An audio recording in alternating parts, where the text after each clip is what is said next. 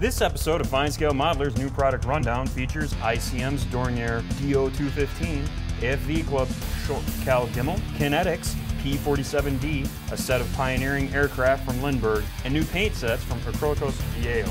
Hi, and welcome to another edition of FineScale Modeler's new product rundown. I'm Tim Kidwell. I'm Aaron Skinner. We're starting today with an ambitious release from ICM, a 1/48 scale Dornier 215 B4. Developed from the Do-17 fast bomber, the 215 was powered by a pair of Daimler-Benz 601 inline engines and served the Luftwaffe from 1939 until 1944. This kit represents the reconnaissance version, the B4, which has cameras in the forward part of the belly. This is the first 1/48 scale Do-215, and it looks terrific. Molded in silky smooth, warm gray plastic, the parts have fine engraved panel lines. The cockpit features instrument panels, seat, controls, and structural components, all sharply molded and with positive locators. Well-appointed gunner positions complement the cockpit. The MG-34 barrels have fine cooling jacket holes and flash suppressors, and the seats have cross-hatched bottoms. The bomb bay features a fuel tank and a stack of small bombs, as well as structural components. Optional parts are provided to model the bay doors open or closed. Both engines are included, but you'll need to modify the cowl to show them off. The wheel wells and the nacelles look terrific. The Do-215 has a lot of glass, and the kit's clear parts are outstanding. Very clear with well-defined frames. Decals provide markings for 1 Hungarian and 3 German aircraft. This is a smart model of an interesting aircraft. Good work, ICM. Next up is AFV Club's latest release of its Centurion tank. Now, I'm going to apologize ahead of time because I'm going to mess this up. We both are, don't worry about it. Okay, all right. It's the Israeli Sho't Kal Gimel. Israel started receiving Centurions in 1970 and designated them Sho't, which is Hebrew for whip. The Kal indicates that they were powered by Continental diesel engines.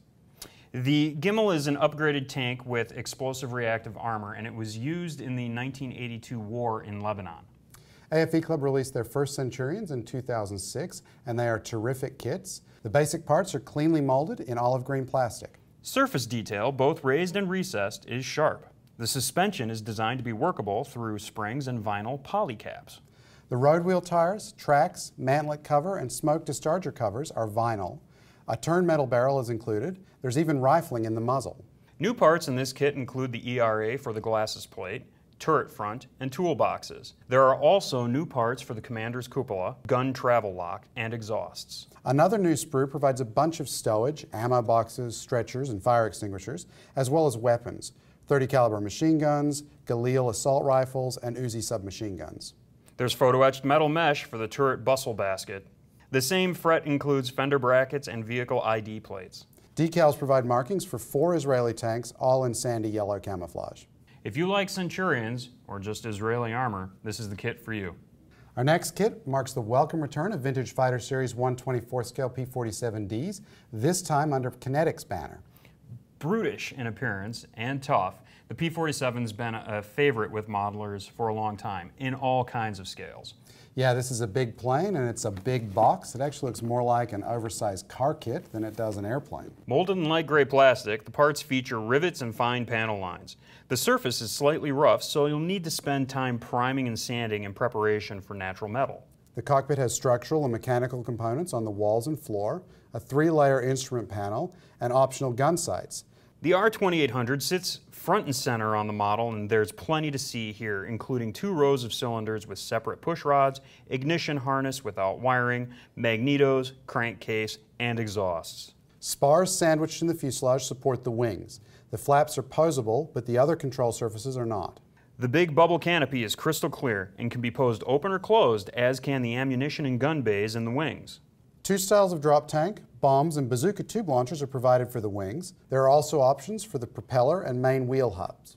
Decals printed by Cartograph and designed by Kit's World provide 2 options. Phil Darling, flown by Lieutenant Robert E. Wagner with the 510th Fighter Squadron, and Buzzing Cousin, flown by Lieutenant Richard Sulzbach of the 346th Fighter Squadron. Both are natural metal. It's great to see this beast back in circulation. Sure is. So Tim, are you ready to take a trip in the NPRD Wayback Machine? I don't think we have any special effects for it, but I suppose I could do the sound effects. Sure. In the late 1960s, Impact released a series of kits tied to the movie Those Magnificent Men and Their Flying Machines. Yeah, the kits were then released under the Pyro banner, and a couple were also released under Lifelike. Now 4 of them are available again, this time from Lindberg. We have the Blériot monoplane, 1910, the Martin Handicide, 1911, the Avro biplane, 1911, and the Deperdusen, 1911. Given the kit's vintage, they are relatively simple with few parts. The moldings have stood the test of time reasonably well, with just a little flash and a few awkward ejector pin marks. Each includes a pilot figure, fabric texture on flight surfaces, and decent-looking engines. Things like the spoked wheels are molded solid, but Super Detail is interested in a challenge might find these kits right up their alley. And it's not like there's a lot of competition out there for these subjects. If you want to build something that's unique, check out these kits. And as a bonus, so you can have a break while you're waiting for glue to dry, each one comes with a 48-piece jigsaw puzzle. Finally, let's take a look at the latest paint sets from Acrylicos Vallejo. We have 3 sets for airbrushing military vehicles. 2 are camouflage color sets, one for NATO 3-color, the other for German 1943 and 44 colors. Each set of model air paints includes base and lighter shades for the 3 colors in the schemes, so you can easily post-shade the vehicles. The 3rd vehicle set comes from Vallejo's AFV painting system series and is designed for U.S. armor in Vietnam. Like the U.S. Army Olive Drab system I reviewed in the April 2014 FSM, this set includes 6 paints and covers color modulation and weathering. All 3 have step-by-step instructions. Next is a set for painting figures, in this case German Field Gray. There are 8 17 milliliter bottles of model color paint and step-by-step instructions. The last 2 sets are part of a new line from Vallejo covering wargame miniatures, in this case a basic infantry set and a German armor set.